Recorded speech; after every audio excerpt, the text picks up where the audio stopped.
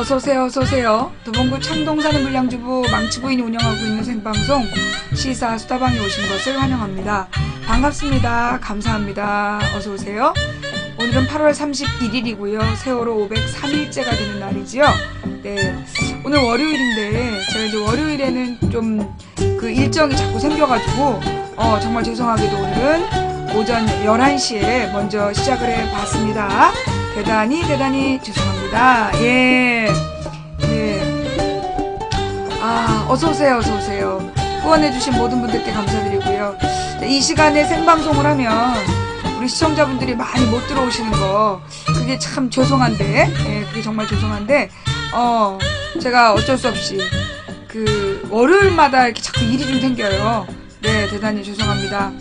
많은 시청자분들이 월요일 방송 시간을 꼭 지켜달라고 막 요청하시는데 그러지 못해서 대단히 죄송합니다. 어서오세요, 어서오세요. 예. 며느리 전성시대라는 노래에 나온 해금으로 연주한 미순테마라는 드라마 삽입곡이지요. 네, 이걸 우리 망치부인 전속 부금인 줄 알고 계시는 분들도 계시더라는 아니라는 말씀 다시 한번 드립니다. 예, 어서오세요, 어서오세요. 법원에 가는 거는 아닙니다. 예. 여러가지, 제가 여러가지 바빠가지고, 예.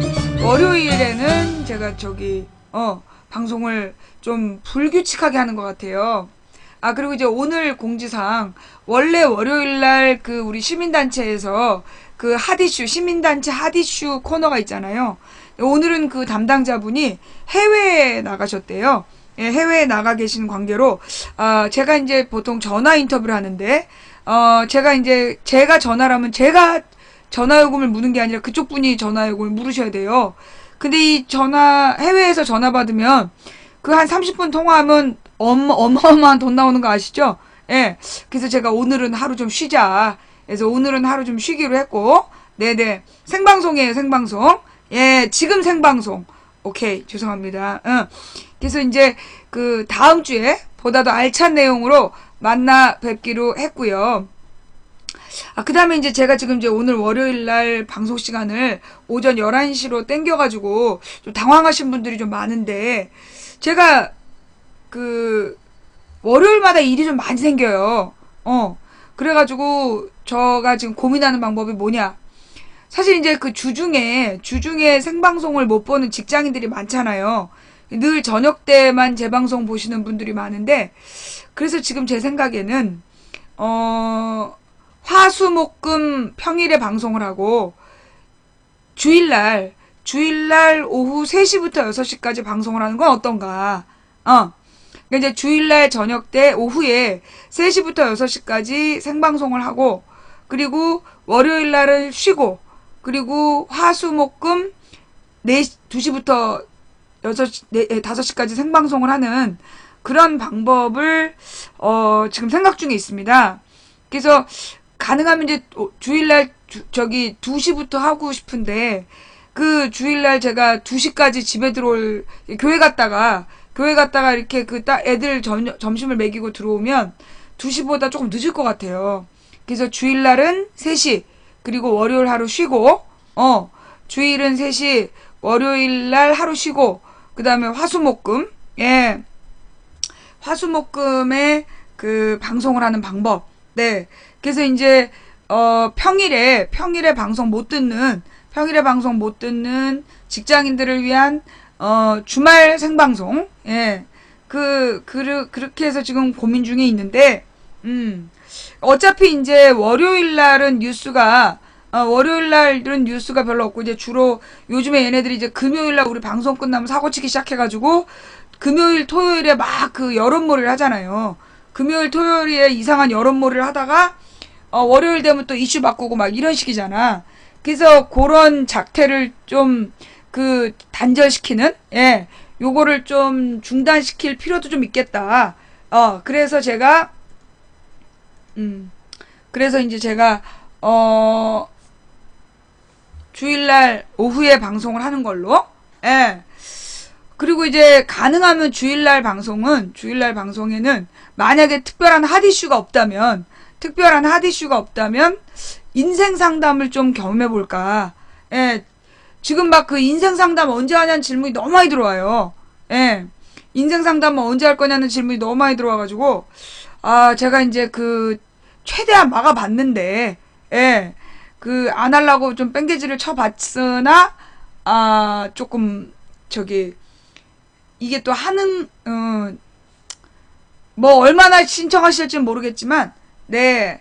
그래서, 주일날 오후에 한 3시부터 1시간 정도 인생 상담을 하고, 그 다음에 4시부터 6시까지 시사를 하고, 그러면 어떨까? 예, 가령 이제 주일날 오후 예배 드리고 와서 들으실 분들이 한 4시쯤 되면 집에 들어오시잖아요. 네. 예. 그래서 이제, 월요일 쉬고, 토요일 쉬고, 주 5일은 주 5일 근무인데, 근무? 방송은 주 5일 방송을 하되, 그렇게 좀 바꿔보는 방안을, 예, 지금 고민 중에 있어요. 예. 사실 나는, 가까운 곳에 캠핑장 같은 게 있으면, 캠핑장에서 장작불 피워놓고, 장작불을 피워놓고, 예, 이렇게 상담하는 방송을, 인생 상담하는 밤방송을 하고 싶은데, 요즘에 캠핑장에 대한 규제가 강화되면서, 우리 동네 주변에 있는 캠핑장이 몽땅 문을 닫았어. 그리고 이제 주변에 캠핑장을 갈 만한 데가 없는 거야. 예. 그래가지고 좀 안타까워요. 그러니까 사실은, 이게 좀, 마당만 있으면 내가 어디든지 가서 불을 피울 수 있는데, 그래서 이제 저녁 때 한 8시? 예, 주일 저녁 한 8시부터 뭐 한 11시 정도까지 인생 상담을 하는 것도 괜찮을 것 같은데, 이 캠핑장이 없어져가지고 안타깝지만 못한다는 거지. 가평에 청평 부근역에 많아요. 그럼 나더러 거기까지 가라는 거잖아. 거기까지 갔다가 오면 내가 월요일날, 일요일날 밤에 12시나 돼야 집에 오는데, 그게 말이, 12시 넘어야 집에 오는데, 그니까 이제 이 가까운, 우리 도봉구 근처에 이 캠핑장이 있으면 좋은데, 그게 좀 문제야. 일요일 밤마다 인생 상담 했었는데, 네. 아니, 그래서 이제 주일날 오후에 방송을 일단 3시부터 6시까지 하는 게 좋은지, 아니면, 근데 이제 시사는 곧 낮 시간이 나은 것 같고, 인생 상담은 저녁 때가 나은 것 같아서 지금 고민 중이에요. 예. 그래서 아예 일요일 저녁 8시부터 11시까지 간단한 시사와 인생 상담으로 할 거냐. 근데 이게, 내가 또 시사 방송을 하면 막 흥분을 하잖아. 그럼 이제 동네 사람들이 괴로워지기 때문에 그게 지금 좀 고민이야. 청소년 수영장은 우리 동네 그런 거 없던데요? 예. 중랑 캠핑숲. 거기를 내가 중랑 캠핑숲에 가보려고 알아봤는데 거기는 언제나 매진이더라. 예. 중랑 캠핑숲은 언제나 매진이야. 내가 시도해갖고 한 번도 된 적이 없어. 거기는 막 경쟁이 너무 치열하기 때문에 예약이 안 돼, 예약이. 차라리 주일날 저녁 방송을 저녁으로 할까요? 저녁 때 8시로 할까요? 그러니까 서울에 있는 캠핑장은요,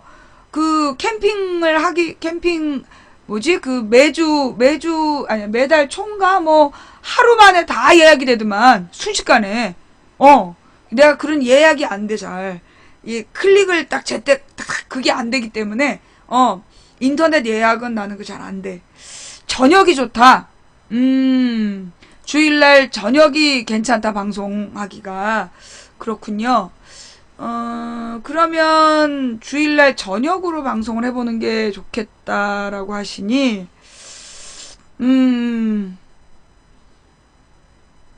이게 또 이제 내가 개인적으로 또 만나는 사람들도 주일날 저녁 때 만나는 사람들이 있는데, 하여튼, 내가 지금 고민 중에 있어요. 그러니까 월요일에 자꾸만 내가 관공서에 갈 일도 생기고, 그리고 가족 행사도 우리가 이제 우리 형부가 목사님이시고, 우리 동생도 주일날 일부 예배 드리고 미용을 하기 때문에 가족 행사가 주로 월요일에 잡혀. 서진족 모임이. 그리고 이제 월요일날 이렇게 가족 모임 때문에 제가 이렇게 방송 시간이 오전 11시로 땡겨지면 굉장히 시청자분들이 좀 불편하시잖아요. 예. 그래서 죄송하지만 월요일 생방송을 주일날 땡겨서, 예, 왜냐하면 우리가 사실 옛날에는 주말에 가족끼리, 그러니까 딸하고 남편하고 시간을 많이 가졌어요. 근데 요즘에 우리 딸이 토요일, 일요일에도 학원을 가. 주일날 낮에 해야 되는 이유. 우리 딸이 2시부터 6시까지 학원을 간단 말이야. 근데 내가 그 시간을 이용해서 방송을 하고, 주일날 딸이 6시에 돌아오면 그때는 일주일에 한 번 가족들이 모여 식사하는 시간이라, 그건 좀 어렵겠다. 만약에 생방송을 하면 저녁 8시 이후에 해야 된다는 건데, 예, 가족들이 식사를 하고 집에 돌아오면 8시 정도 돼야 될 것 같아서, 그러니까 이제 이게 고등학생이 토요일, 일요일에도 학원을 가니까 요즘에 주말에 좀 애매해. 할 일이 없는 거야. 가족같이 행사도 못하고. 예. 주중에는 이제 학교에 야자를 하잖아요. 주중에는 야자를 하기 때문에 보통 학원 본 수업이 주말에 있더라고. 그래서 지금 이제 월요일 방송 시간을 조정할 계획에 들어갔다. 가을 개편. 예. 가을 개편을 하면서 월요일 생방송을 주일로 땡겨서 하는 방송, 예, 주일날로 땡겨서 월요일 생방송을 하는 방법을 지금 고민 중에 있습니다라는 것을 알려드리면서, 여러분들 그거 아시죠? 예, 후원해주신 모든 분들께 감사드립니다. 그리고 추천해주신 936분께 더욱더 감사드리고요. 김현정 쇼가 있었잖아. CBS의 김현정 뉴스쇼가 있었는데, 이게 이제 김현정 쇼가 직장인들이 가장 신뢰하는 방송으로 한 5년 1등을 했어. 그러니까 이제 김현정 쇼에 대한 막 압력이 들어간 거야, 압박이. 그래가지고 막 중징계를 받고 그랬어요, CBS가. 그래가지고 김현정 앵커가 굉장히 스트레스를 많이 받아서 건강이 안 좋아졌대. 그래가지고 그동안 이제 작년 12월에 갑자기 이 김현정 쇼를 그만뒀단 말이에요. 근데 이제 지금 CBS에서 김현정 쇼를 부활화시키라는 굉장히 거센 요구가 많았나봐. 그래가지고 다음 9월 12일부터 돌아온대요. 예. 김현정 쇼가 9월 12일부터 부활한대. 정말 다행스러운 일이에요.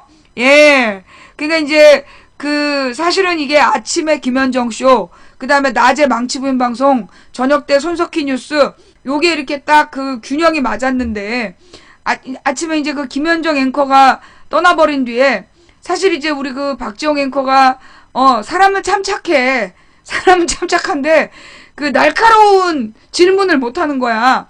그리고 이제 특히 김현정 앵커가 사라진 다음에, 김현정 쇼를 진행하는 팀들의 문제가 생긴 것 같아요. 맨 새누리당 의원만 인터뷰를 하고, 그래갖고, 나도 사실 요즘에 김현정 쇼를, 그러니까 박지영 뉴스쇼를 끊어야 되겠다. 차라리 그 시간대에 그냥 인터넷 뉴스를 보는 게 낫겠다. 이런 생각을 막 하고 있었거든. 근데 이제 마침, 김현정, 앵커가 돌아온다는, 예. 사실은 이제 뉴스쇼에서, CBS 뉴스쇼에서 제가 듣는 거는 김성환의 행간하고, 그 다음에 권영철의 Y뉴스, 그 다음에 변상욱 대기자의 기자수첩, 이런 것들이 되게 의미 있는 내용이고, 사실은 이제 한 7시 반쯤에 하는 인터뷰가 되게 중요한 인터뷰였어요. 근데 그러니까, 한 7시 50분쯤에 하는 그 인터뷰가 좀 날카롭지가 않은 거야. 그리고 정부의 변명, 추적 지저분한 추잡스러운 정부의 변명만 늘어놓고, 그랬는데 이제, 예, 김현정 씨가 돌아온답니다. 김현정 씨가 9월 달부터 돌아온다니까, 김현정 씨가 돌아오는 때에 맞춰서, 예, 우리 방송도 가을 개편을, 해야 될 듯 합니다. 자, 그래서, 예, 김종배의 이슈, 그건 언제 하는 거야? 어디서 하는 거야? 김종배 시사통인가? 그거 진짜 나는 김종배 씨 매일 아침 하는 것 같은데? 어디서 하는 거예요? 매일 아침 어디서 하는 거야? 김종배라는 시사평론, 내가 볼 때는 지금 시사평론하는 사람 중에서 가장 날카로운 게 그 김종배 씨인 것 같아. 예. 그냥 팟캐스트로만 해요. 라디오에서 하는 건 아니고. 그렇구나. 예, 김현정의 뉴스쇼 시즌 2가 다가오고 있습니다. 예. 그리고 내가 볼 땐 지금 시사평론가 중에서 가장 날카로운 시각이 그 김종배. 예. 김종배의 시사통. 그리고 디스펜스 21은 김종대. 예. 대자가 디스펜스 21이고, 그 다음에 이제 김종배의 시사통. 그래서 그, 김종배의 시사통이, 그 사람이 MBC에서 방송하던 사람이에요? 어쩐지. 원래 그 MBC에서 방송했던 사람이야? 그런데 해고당했어? 그랬구나.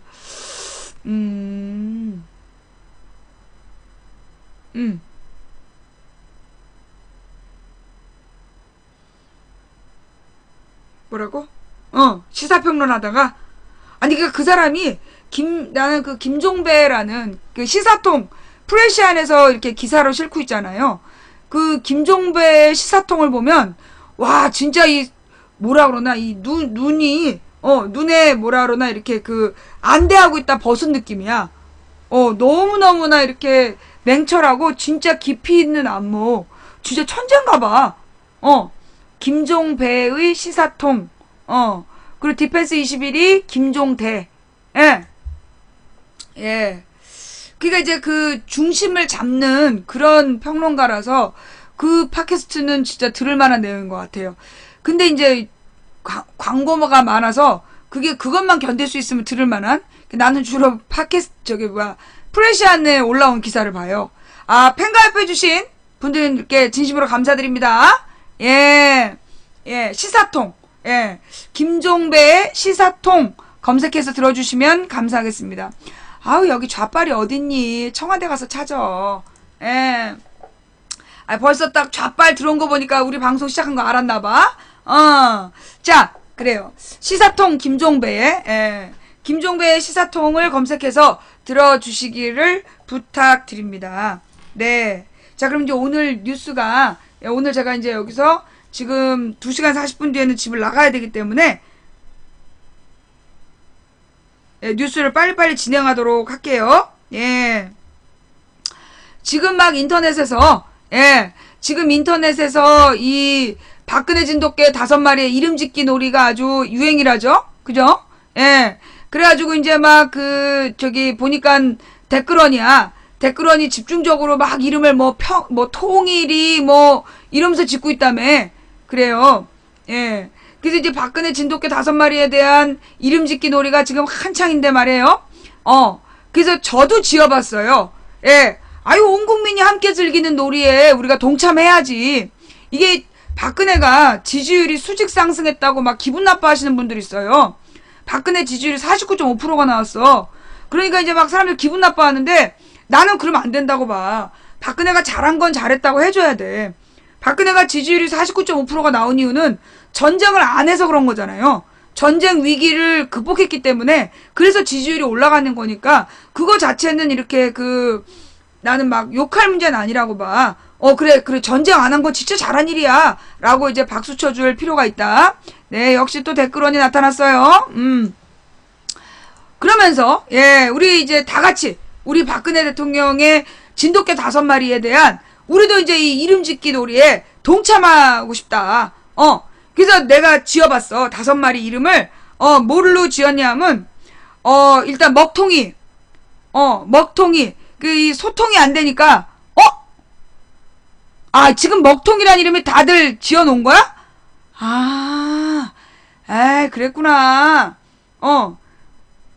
보니까 닭통, 대통, 불통, 깡통, 먹통 이렇게 지었어? 난 아니야. 그건 아니야. 난 좀 창의적이야.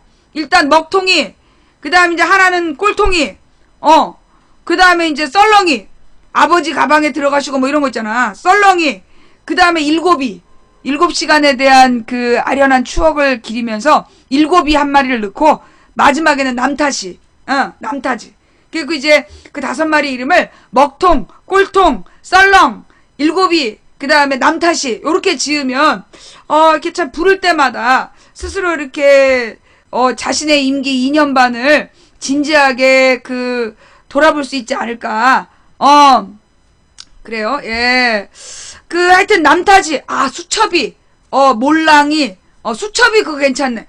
아이, 근데 요즘 수첩 안 들고 다니더라고. A4 용지 들고 다니지. 옛날에는 수첩에다가 한 10개인가 단어 적어 갖고 다녔잖아. 요즘은 A4 용지 들고 다녀. 그래서 수첩이는 한참 지나고 칠푼이 좀 괜찮은 것도 같다. 먹통이, 이렇게, 꼴통이, 칠푼이, 일곱이, 남타지, 이렇게 할까? 우리 망치부인 방송에서는, 그래, 먹통이, 꼴통이, 그 다음에 이제 칠푼이, 그 다음에 일곱이, 남타지, 요렇게 지어갖고, 그래요. 하여튼, 이름 짓기 놀이, 이거 참 괜찮은 이름인 것 같아. 세월이란 이름은 사실 좀 너무 가슴이 아프잖아. 세월이라는 이름은 세월호 유가족에 대한 예의가 아닌 것 같아. 박근혜 걔한테 세월호라고 부르면, 좀 그렇잖아. 그래서 세월호는 아니고 일곱이, 세월호 사건 때 7시간 동안 어디 있었냐. 그래서 그냥 일곱이가 낫지? 예. 네. 근데 강아지는 뭔 죄일까? 강아지의 죄가 있지. 주인 잘못 만난 죄. 예. 주인 잘못 만난 죄죠. 사실 이게 요즘에 강아지들의 순환 시대예요. 특히 요즘에 이제 강아지들이 이 휴가철에 그렇게 많이 버려진다네? 휴가철에 강아지들이 너무 많이 버려진다는 거야. 그래갖고 막 주인들이 휴게소에다 놓고 도망가면 한없이 고속도로를 달리다가 막 차에 치워 죽고 막 그런다는 거야. 너무나 불쌍해. 그래서 이제 그게 진짜 가슴이 아픈데, 근데 말이에요. 이번에 이제 박근혜 정부에서 막 자기 진돗개 자랑을 한참 하더니, 이제까지는 진도에 다른 종의 개가 출입이 금지되어 있었대. 이제까지는 진도에 진돗개 이외의 종은 입도가 금지되어 있었던 거야. 출입이 금지되어 있었는데, 이번에 박근혜 정부에서, 주인이 데리고 들어가는 애완견은 가능하다고 했다는 거예요. 출입이 가능하다고. 그러면 거기서 나타난 문제가 뭐냐면, 진도에 가서 개를 버리고 가는 인간들이 있을 수 있단 말이야.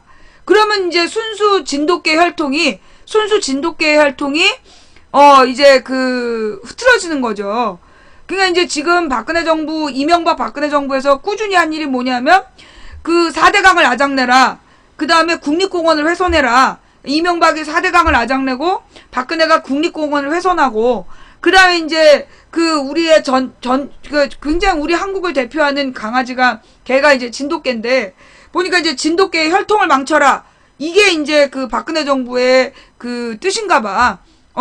그래서 이제 자기 진돗개 있다고 자랑만 할 게 아니라, 진도에 다른 종의 개가 들어오는 걸 막는 법을 왜 없애냐고. 그걸 왜 없애? 결국은 내가 볼 때 자기 진돗개만 이쁘고 다른 사람들의 진돗개는 상관이 없다는 거죠. 그죠? 예. 아주 그냥 이 혈통을 파괴하는 그러니까 우리의 전통은 무조건 파괴하고 보는 이박 정권의 특징이 잘 드러난 사건이 아닌가. 예. 그래서 이제 이 박근혜 진돗개 5마리의 이름을 우리가 이제 먹통이, 칠푼이, 그 다음에 꼴통이, 그리고 일곱이, 남탓이 이렇게 좀 지어가지고, 예, 이 박근혜 정부의 사실 귀여운 강아지들한테 말이에요. 참 나쁜 짓인 것 같아. 사실 지금 박근혜가 지가 그렇게 막 강아지 있다고 자랑할 때는 아니잖아요. 강아지 있다고 자랑할 때가 아니고, 지금 상황이 그렇잖아. 사실 이게 지난 토요일 날 얘기 들었죠. 토요일 오후 4시에 강남에서 노동자가 죽었어. 이 토요일 오후 4시에 노동자가 죽었는데, 그 죽은 노동자가 이제 스크린도어가 고장이 나서 스크린도어를 수리하러 들어가 있는데, 이 지하철이 들어오는 바람에 거기에 이제 짓이겨지면서 사망을 했단 말이에요. 굉장히 가슴 아픈 사건이었고, 그 사건을 토요일 오후 4시면 굉장히 많은 사람이 그걸 목격을 했어야 됐단 말이야.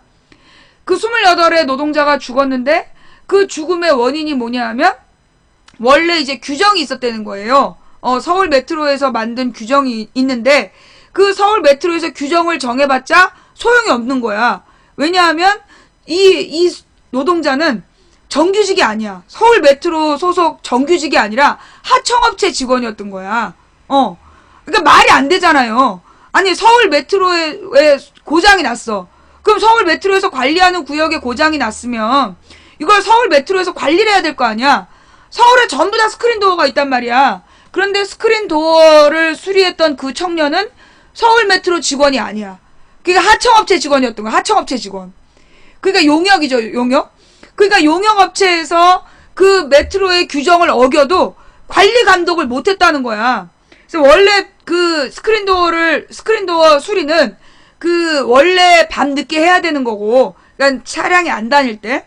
근데 만약에 긴급하게 낮 시간에 고쳐야 된다면 이 지하철 운행본부 측에 연락이 들어가서 운행을 중단한 상태에서 수리를 해야 되는데 그게 손발이 안 맞은 거야.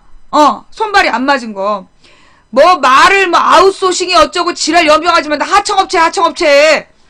한마디로 지금 우리나라의 문제가 뭐냐면 원래는 그 정규직으로 이게 사실 이 시민의 지하철 안전을 하청업체에다 지금 맡기고 있다는 거야. 이거 굉장히 심각한 문제예요. 근데 그뿐만이 아니야. 지금 그 청소 있잖아. 그 도시를 청소하는 문제. 사실 이제 환경미화원이 하는 일도 막 구청별로 하청을 주고 있어요. 근데 이 하청을 받은 업체들이 제대로 일을 안 하는 거야. 쓰레기 종량제 봉투가 아니면 그냥 놓고 가버린대. 그러면 결국은 그 하청업체를 줘놓고 또다시 공무원들이 가서 나머지 쓰레기를 걷어야 되는 거야. 뭐 하는 짓이냐고. 그러니까 지금 우리 사회의 노동 구조가 사실은 정규직으로 들어가서 진짜 적당한 봉급을 주고 일을 시켜야 되는 일인데 이런 걸 전부 다 이렇게 하청으로 처리하고 있기 때문에 나라가 개판이 되고 있단 말이야. 그 좌우지간 토요일 오후 4시에 그 사람 많은 그 전철역에서 청년이 죽었어. 아마 그 청년은 남들이 놀 때 나는 일자리가 있다고 감사했을 수 있어요. 그래서 그 위험을 무릅쓰고 들어가서 일을 하고 있다가 그만 그 사고를 당한 거야. 근데 여기에 대해서 서울 메트로는 자기네 책임이 아니다. 하청업체 책임이다라고 얘기하고 있고, 그럼 이 하청업체는 그런 계약을 하면서 제대로 보상이나 이런 거에 대해서 생각을 하겠냐고. 그래서 지금 사실은 그 가정에겐 또 얼마나 큰 충격이겠어요. 이 금요일 날에는 세월호 유족들이 너무 가슴 아픈 세월호 500일 행사를 했는데 그 500일 행사 끝나자마자 문자 보내갖고 돈 받아가라고 배보상 신청 빨리 하라고 밤 9시 반에 문자를 보내질 않나. 그리고 토요일에는 어느 집 귀한 아들이 이 하청업체라는 잘못된 노동 구조로 진짜 불쌍한 죽음을 당했는데 대통령이라는 게 지 개 5마리 낳았다고 개 이름 지어달라고 그게 지금 할 짓이냐고. 나는 그런 발상 자체가 난 이해가 잘 안 돼. 자기는 그렇게 쉬고 개 5마리 낳아서 즐겁나 보지. 박근혜가 제일 좋아하는 게 그게 짐승이라며. 박근혜가 20년 동안 열심히 바라본 게, 박근혜가 20년 동안 제일 좋아하는 프로가 동물의 왕국이었다는 거야. 동물의 왕국을 왜 좋아했는데 동물은 배신을 한다 그러면서 동물의 왕국만 들여다보고 자기 진돗개 5마리 낳았다고 자랑하고 싶었는지 모르겠는데, 그런데 사실 국민들에게는 이 주말도 참 힘든 주말이었단 말이죠. 그죠? 이 토요일 오후 4시에 강남에 사람들 많이 왔다 갔다 하니까 원래는 밤 늦게까지 기다려야 되는데 기다리지 않고 강제로 투입한 거 아니야. 그래놓고 강제로 투입해놓고 안전규정도 지키지 않고 안전불감증. 근데 이건 단순한 안전불감증의 문제가 아니라 뭐 때문이다. 하청구조. 메트로에서 일하는 사람들은 메트로 정식 직원이어야 되고, 정식 직원이 일하는 것은 완벽한 안전 매뉴얼에 따라서 일을 해야 돼. 그런데 이 메트로나 이런 데에 용역으로 바꾸기 시작한 게 이명박 때부터 아니야.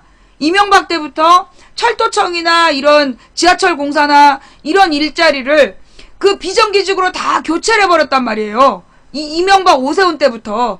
그러면서 결국 이런 사고가 터진단 말이야. 결국 지네들이 싼 똥으로 젊은 목숨에 하나가 죽어야 되는 사건이 발생한 거야. 근데 지는 개 이름 짓기 놀이나 하고 앉아있어. 개 이름 지어주세요. 그러니까 박근혜한테는 그 지하철에서 죽은 28살의 노동자보다 진돗개 5마리가 더 좋겠지. 어쩌면 그 진돗개 5마리의 몸값이 더 높은지도 모르겠어. 그러나 그거를 지켜보는 국민들은 얼처구니가 없다고. 그리고 사실 그렇잖아요. 우리가 지난주까지만 해도, 불과 우리 지난주 월요일 화요일까지 온 국민이 전쟁 위기 속에 살았어. 온 국민이 전쟁에 나냐 안 나냐, 그런 공포 속에 살았는데 지금 자기가 거기 그 공포가 끝나자마자 노동개혁하라고 지랄하고, 지는 개혁이라 그래. 개혁을 좋게 고치는 거야. 지금 박근혜가 고치겠다는 건 지금 노동자로 하여금 노동자를 더 쉽게 자르게 하라고 지금 고치라고 지금 난동 피우고 있는 거 아니야? 그래놓고 지는 개 이름 짓고 앉아있어. 지금 뭐 하자는 거야? 젊은 노동자가 지들이 만든, 이 이명박 박근혜가 만들어낸, 아니 김영삼이 만들고 이명박 박근혜가 이어가는 잘못된 노동 구조 때문에 청년이 죽어갔는데, 그래 개 이름 짓고 그거 SNS에 자랑하고 싶어? 지금 뭐 그 주말에 지지율 급상승이라는 그 광고, 보도가 나오니까 이제 긴장감이 사라진 거야?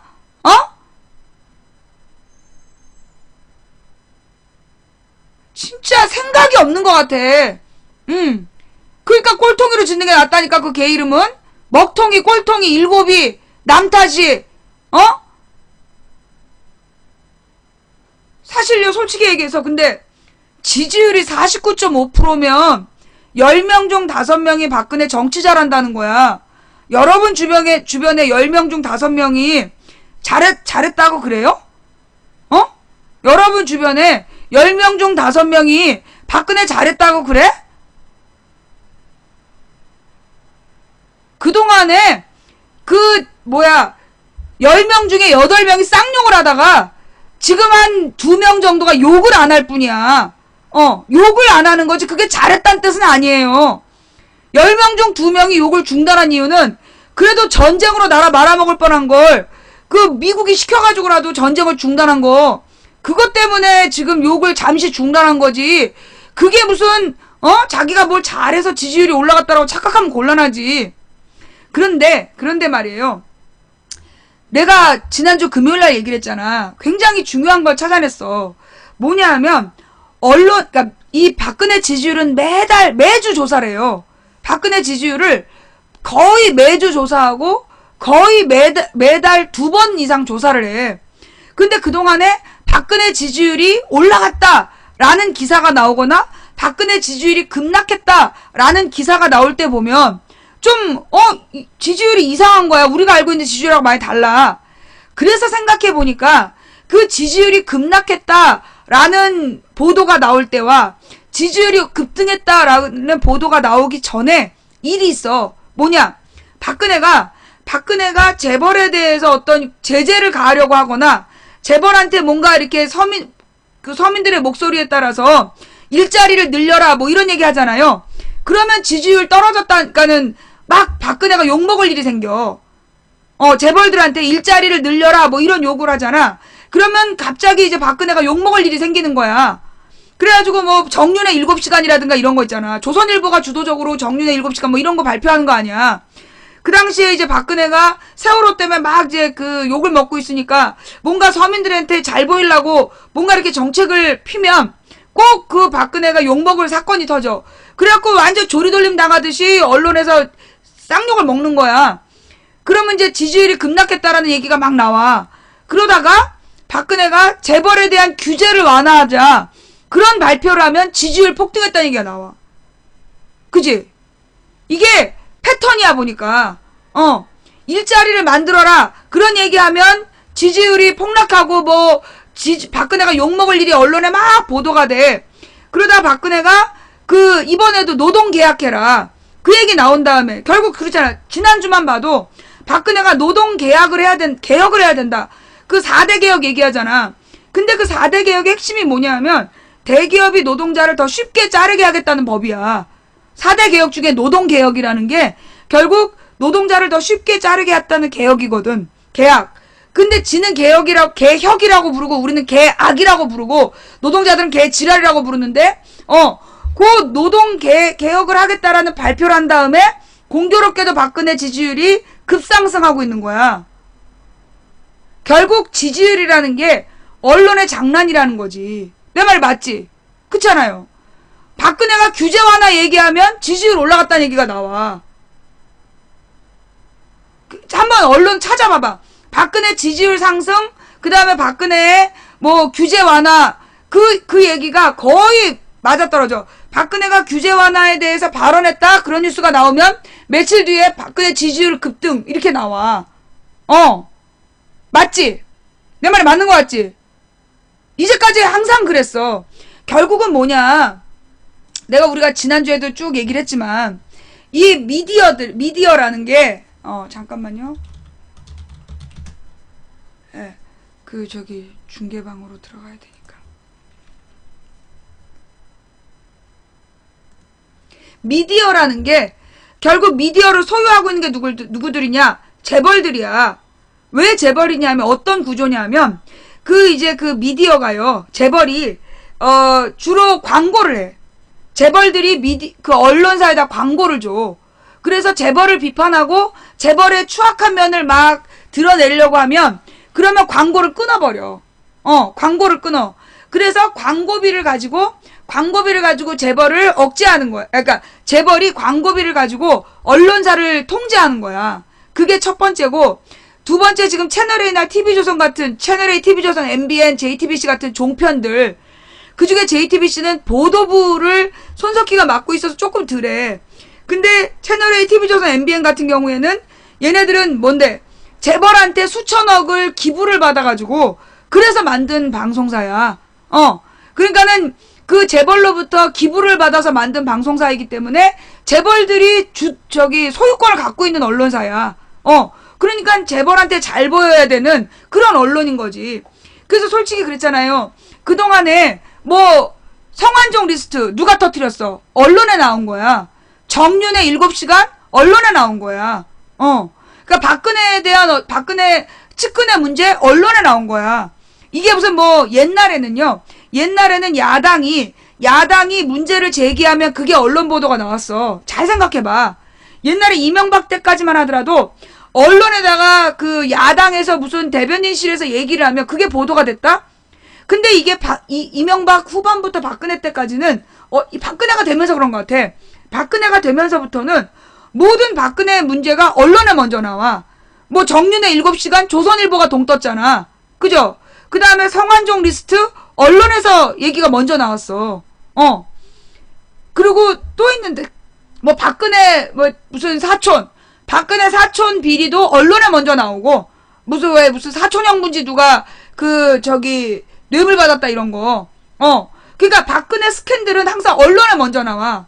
옛날에는 이게 야당이 먼저 발표를 하고 의혹을 규명해라 이렇게 얘기하면 그게 뉴스가 됐었어.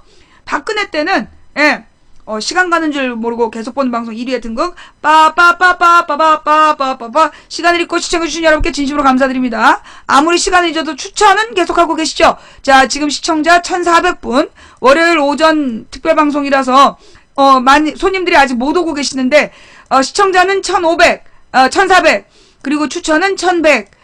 지금 이 시간 한 300분은 추천 안 하고 시청하시는 겁니까? 네. 이명박 때는 야당이 뭐라고 비판을 했는데 박근혜 때는 언제나 이 박근혜와 관련된 비리가 언론에서 먼저 터져. 그지? 나는 이게 근데 내가 이게 박근혜만 그런 게 아니라 정말 봐봐요. 배총리 붕가붕가 언론에 나왔어.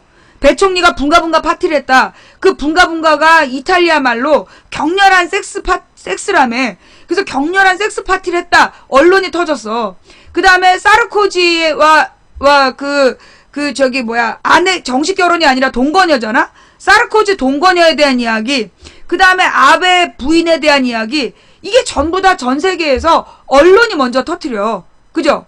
그게 이 언론에서 독재자를 막 띄워서 대통령을 만든 다음에 그 독재자의 스캔들을 가지고 언론이 독재자를 통제하는 거야. 국민의 조롱거리를 만들어가지고 국민들이 막 비판을 하게 해서 지지율 떨어졌다. 그래갖고 위기감을 준 다음에 그래서 결국 재벌에게 유리한 정책을 피게 막 가속화시키라고 강조를 하고 그래서 그런 선언을 하면 그 다음에 지지율이 올랐어 라고 해주는 거지. 그래서 박근혜 지지율이 실제로 국민들의 느끼는 지지율하고 달라. 이 그 박근혜 지지율이 이명박 지지율도 그랬어요. 이명박 때 지지율도 이명박 지지율도 국민들이 느끼는 지지율하고 전혀 달랐어. 근데 이명박 때 지지율은요 확실히 사기가 있었어요. 어떤 사기냐면 사기를 쳤어. 이명박이 대통령이 된 방식부터가 내가 여론 조작으로 됐다 그랬잖아. 그러니까 이명박이 원래는 그러니까 박근혜하고 이명박이 한나라당의 대통령 후보였던 2007년에 사실 한나라당 지지자는 압도적으로 박근혜 지지를 했어. 70%가 박근혜를 지지한 거야. 한나라당 지지자들 중에. 그런데 어떻게 뒤집어졌냐 하면 여론조사에서 한국갤럽이라는 여론조사가 나타나가지고 한국갤럽의 짱이 최시중이었고 그 최시중이 이명박 베프야. 그래갖고 이 최시중이 조작을 하기 시작한 거야. 그래서 맨 처음부터 박근혜 압도적 지지였는데 이명박 박근혜 추격. 이명박 지지율 박근혜 추격. 그래서 주어를 박근혜가 아니라 이명박으로 올려. 그 다음에 박근혜하고 이명박 이렇게 점점 좁혀지고 있다. 그 다음에는 5차 법인의 박빙. 그 다음에 이명박이 박근혜를 넘어섰다. 이렇게 보도가 나가. 그 다음 그러면 언론사들이 이상하잖아. 그래서 자기네들도 해봐. 근데 그게 막 언론에 보도된 다음이면 사람들이 그게 답이라고 생각해. 그래서 이명박이 박근혜를 이겼다. 그러면 그건 여론조사의 답안이라고 생각해서 이명박 박근혜 중에 이명박을 답하게 되는 거야. 그런 식으로 이명박 지지율이 올랐다라고 여론을 만들어낸 거지. 여론의 정답을. 여론조사의 답을 만들어낸 거야. 그래갖고 결국 마지막까지 박근혜가 당원들한테 압도적 지지를 받았는데 여론조사에서 이명박이 압도적으로 이기고 합산해갖고 이명박이 2007년 대선 후보가 돼요. 박근혜가 그래서 막 화를 냈잖아. 질문이 잘못됐다. 이거는 당신이 내일 누구를 찍을 거냐고 물어봐야지. 누가 대통령 후보가 될 것 같냐라고 물어보니까 이 사람들이 여론조사 때문에 이명박이라고 답하는 거 아니냐. 이건 지지율이 아니다. 라고 주장을 한 거야. 그게 이제 박근혜하고 이명박이 여론조사로 붙었던 첫 번째 싸움. 그 다음에 이명박 때 이 여론조작을 했던 게 들통이 났어. 뭐냐면 이명박이 2010년인가 11년 여름에 2010년인 것 같다. 2010년 여름에 지지율이 최악이었어. 왜 그랬냐면 그 당시에 저기 찾아봐. 양배추 김치 사건. 이명박 양배추 김치 사건 한번 찾아봐. 그게 몇 년인지. 그러니까 이제 그래요. 우리 요원들이 당황해서 다가왔어요. 여론조사 일이 막 올랐다고 뻥치다가 지금 이제 국민들이 알게 되니까 무슨 얘기냐면 한명숙 비리도 여론 조작인가요? 언론의 조작이죠. 아니 이건 대법원의 조작이지. 사법부의 조작. 자, 하던 얘기 마저 할게요. 그러니까 이제 무슨 얘기냐면 그때 2010년 여름에 아까 그 추석 때 물가가 너무 오른 거야. 물가가 너무 올라갖고 배추 한 포기에 12,000원. 명절을 세야 되는데 배추 한 포기가 12,000원을 했어. 그러다 보니까 추석 제사상을 차리는데 막 50만 원 든다 이런 얘기가 나올 때예요. 그냥 마트를 갔는데 막 장을 못 보고 사람들이 전부 다 막 이명박 개새끼 소새끼 막 욕을 하고 있는 거야. 너무 물가가 비싸가지고 애호박 하나가 손가락 2개만한 애호박 하나가 4,000원. 배추 한 포기에 12,000원 이랬어. 다들 이명박 욕을 하고 있는데 언론에서 이명박 지지율 50% 이렇게 나온 거야. 그러면서 언론사 2개에서 조사를 했는데 이명박 지지율이 50%다. 추석을 앞둔 무슨 목요일인가 금요일에 그런 여론조사가 발표가 돼. 그래갖고 내가 야 이거 말이 안 되는 것 같다. 내가 지금 마트 가봤는데 10명 중에 10명이 욕을 하더라. 무슨 지지율이 50%냐? 어디서 조사했냐? 뭐라고 조사했냐? 내가 물고 늘어진 거야. 그래가지고 그 당시에 그 물가가 2010년 물가 논쟁이 추석 때부터. 그래갖고 그니까는 또 청와대 비서실이 또 뻥을 깐 거야. 김윤옥이가 이명박 마누라 김윤옥이가 마트를 갔는데 배추 한 포기에 12,000원을 하더라.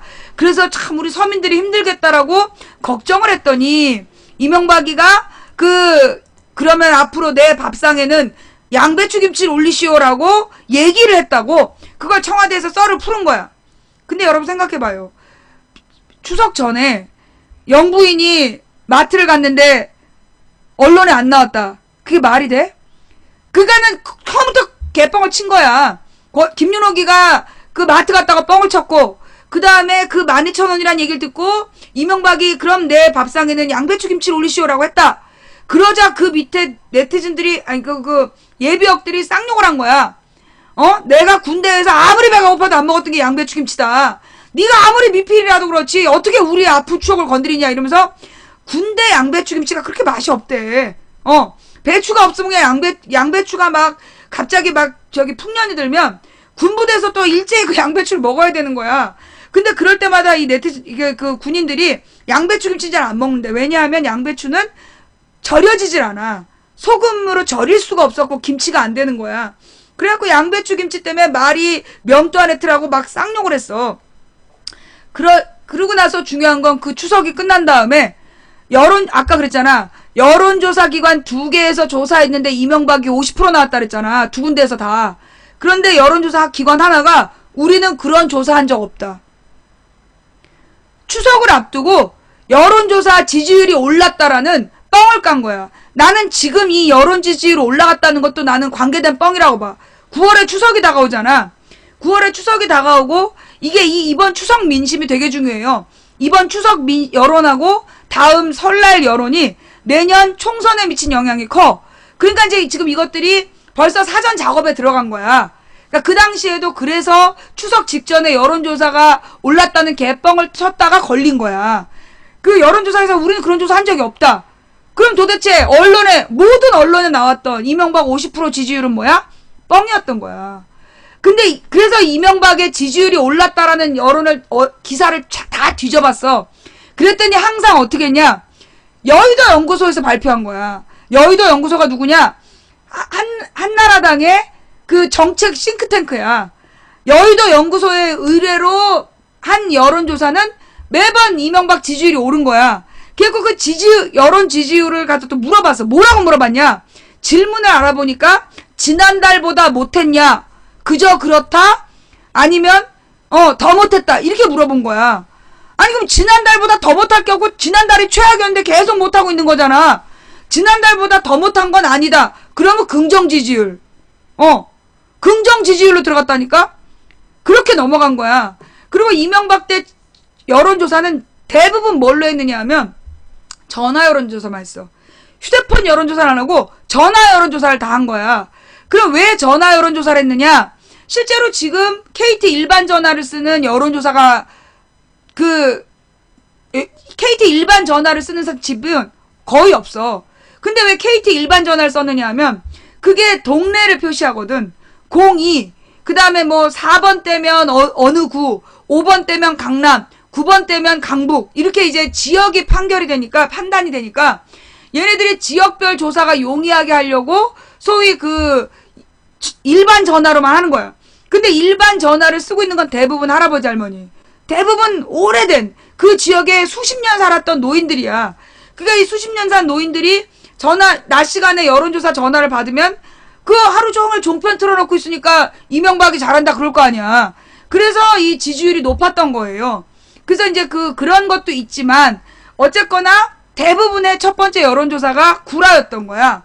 그리고 구라로 여론조사에서 이명박 지지율이 올라갔다라고 뻥을 쳐놓으면 다음에 진짜 여론조사를 하면 사람들이 사실 이명박 자기는 못했다고 생각하지만 다른 사람들이 이명박을 잘했다 그러니까 덩달아서 잘했다라고 대답을 하는 거야. 그게 뭐냐? 밴드웨건 효과. 이 모방 효과라는 거죠. 그게 여론조사에서 그걸 노리는 거야. 일부러 여론을 조작하는 거야. 내가 볼 때 미국의 트럼프가 그렇게 하고 있어. 미국에서 트럼프 여론이 계속 올라간다는 거, 지지율이 올라간다는 거, 그게 내가 볼 때 미국판 밴드웨건이야.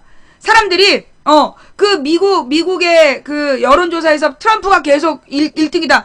그런데 미국인들 트럼프가 대통령 되면 안 된다는 여론이 압도적이야 지금. 안 맞잖아. 트럼프의 여론 지지율이 높아. 미국에서 1등이야.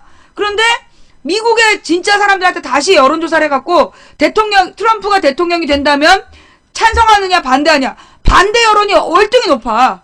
그런데 트럼프 지지율이 높은 거야. 왜? 트럼프 지지율이 계속 높다라고 여론조사 1등이라고 모든 언론이 트럼프 얘기만 해. 이게요.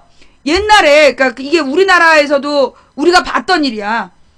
그 이명박이 대통령 나오고 이명박 정동영이 이제 경쟁을 해야 되는데 워낙 정동영이 경쟁력이 없긴 했어. 근데 언론에서 정동영에 대한 거의 보도가 없었어요. 아무런 보도가 안 나. 이명박도 보도 안 해. BBK 때문에 시끄러웠지만 보도 안 하고 오로지 누구만 띄웠냐? 문국현. 언론에서 전부 다 문국현의 근황만 보도했어. 옛날에 김영삼, 김대중이 만날 때는 정주영. 그 다음에 이회창, 노무현이 붙었는데 정몽준. 제3후보 띄우기. 그러니까 지금 미국에서는 실제로 제프씨하고 힐러리의 경쟁인데 계속 트럼프. 제3후보를 띄우는 거야. 그래놓고 트럼프 지지율이 올라간다고 계속 주장을 하는데 미국의 언론사들이 우리하고 똑같아. 미국의 언론사들이요. 여러분 그거 알죠? 미국이 왜 언론 때문에 굉장히 문제가 많잖아. 그게 왜 그러냐 했더니 대부분의 미국의 케이블 언론사들이 그런 기업이 소유한 언론들이야.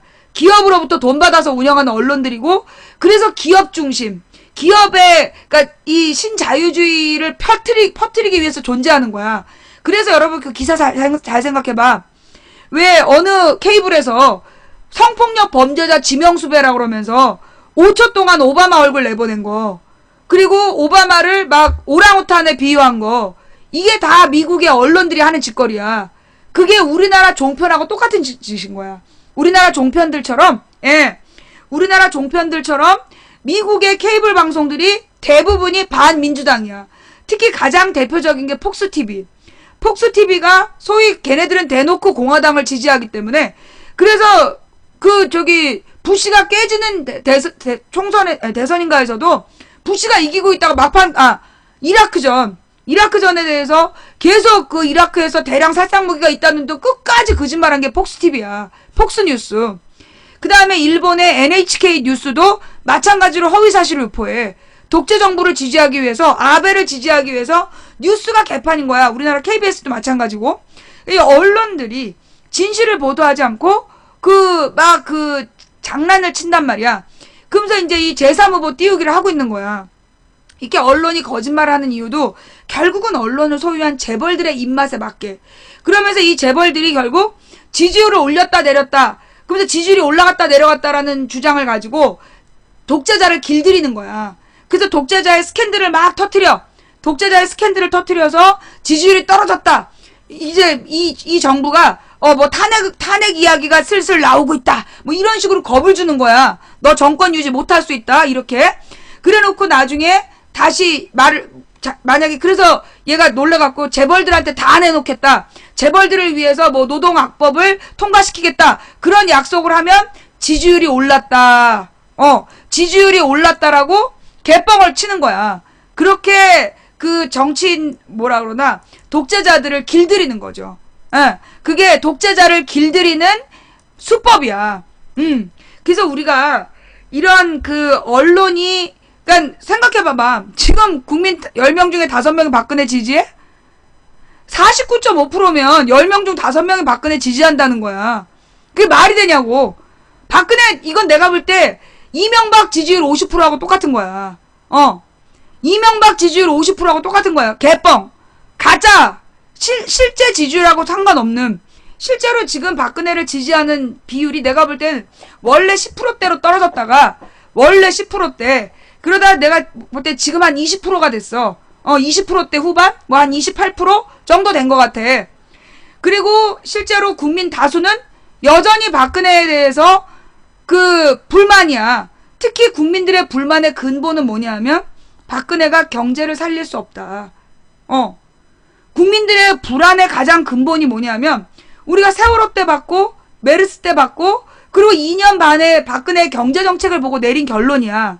박근혜가 경제를 살릴 수 없다라는 박근혜의 경제정책이 잘못되었다라는 그걸 국민들이 다 알게 됐어. 실제로 지금 중국이나 미국이나 일본이나 난리가 나고 있어. 그런데 이런 난리통을 박근혜가 외교적으로 이길 수 있을 것이냐. 국민들이 그래서 지지를 안 하는 거야. 내가 볼 때 국민 10명 중 8명이 지지하지 않는 이유는 그거예요. 한나라당 새누리당 지지자들 중에서도 박근혜로는 안 된다는 생각이 있어.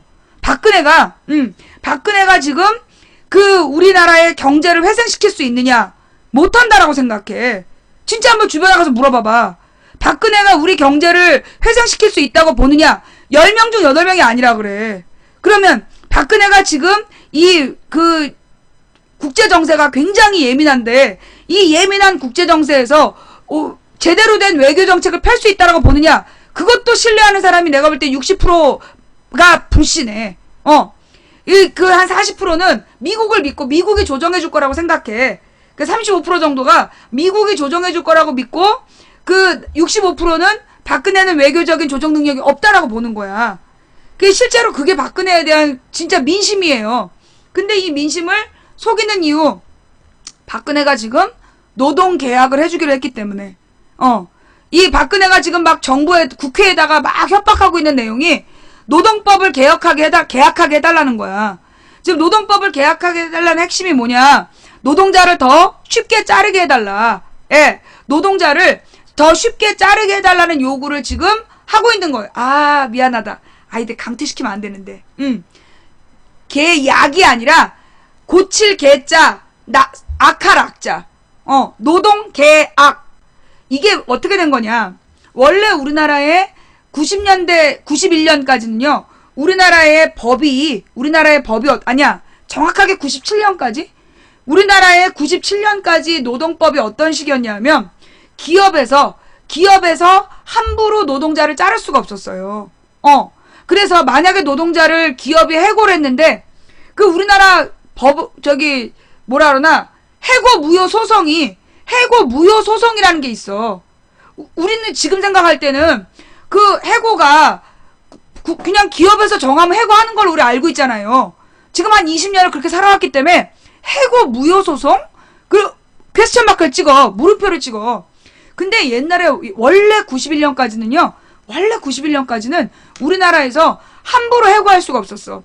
해고가 되면 해고 무효 소송을 할 수 있었어. 그게 왜 그러냐면 우리나라의 헌법에 근로의 권리를 보장해줘서 일하고 싶은 사람에게는 일자리를 줘야 되는 근로할 수 있는 권리가 있는 거야. 그리고 일할 수 있는 사람은 일을 해야 된다는 의무도 있다. 놀고 먹으면 안 된다. 이게 국민의 권리이자 의무였다고. 그리고 우리나라의 이승만 때부터 만들어진 헌법에 보장하는 게 뭐냐면 근로 3권, 노동 3권을 우리 헌법이 보장하고 있어요. 노동 3법이 뭐냐면 노동조합을 만들 수 있는 단체 행동권, 의결권인가?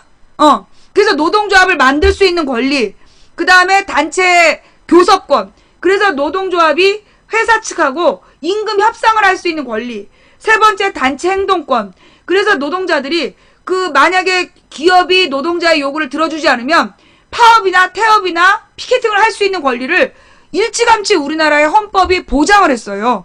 그리고 근로기준법이라는 게 이승만 때부터 있었어. 근로기준법이 뭐냐면 노동자들이 파업을 할 수 있는 권리를 보장하고 절차를 규명해 놓은 법이 근로기준법이야. 이미 이승만 때부터 그런 법이 다 있었단 말이에요. 근데 이게 언제 망가지는 거냐면 김영삼 때, 김영삼 정부 말에 김영삼이 노동법을 개약을 해. 그래서 김영삼 정부가 97년 대선이 12월인데 11월인가 12월에 노동악법을 통과시켰어. 그게 뭐냐면 노동의 유연성을 노동시장의 유연성을 보장하는 법. 다른 말로 비정규직. 비정규직이 그때까지 불법이었어, 우리나라가. 정규직이 아니면 불법이었는데 김영삼이 물러나기 직전에 비정규직을 합법화시키는 노동법을 만들어 놓고 물러간 거야. 그래갖고 김대중 대통령이 집권했을 때 이모 방송 중인데 뭐 별일 없지? 2시 이후에 전화해. 예. 뭐라고요? 무슨 얘기하다 말았지? 까먹었어. 예. 무슨 얘기하다 말았지? 노동학법.